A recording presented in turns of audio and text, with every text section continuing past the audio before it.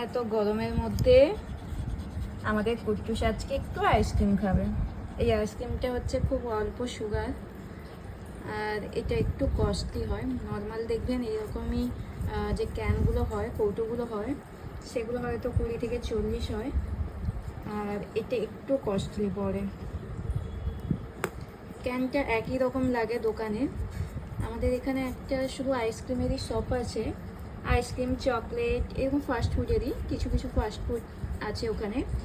তো ওখানে sugar free কিছু হচ্ছে খাবারগুলো পাওয়া যায়, যাতে হচ্ছে একটু হালকা সুগারটা থাকে, কিন্তু অতটা পরিমাণ থাকে না।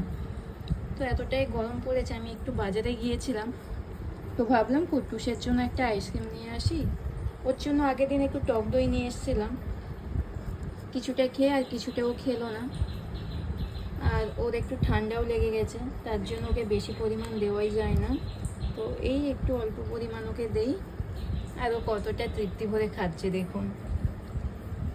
আসলে বাচ্চা হোক বা কোনো হচ্ছে পশুই হোক, ওরাও তো মানুষ। খেলে কেন জানি না, যারা পেরেন্টস হয়, বাচ্চাদের খেলে কী যে শান্তি একটা মনের ভিতর লাগে, সেটা যে কোনো পেরেন্টসই বুঝতে পারে আশা করি।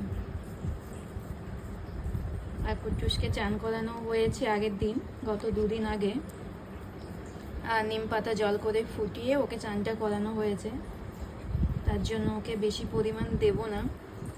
কালকে আমার বাড়িতে একটু কাজ আছে, তো সেই উপলক্ষে আজকে আমার একটু হাট বাজার করা।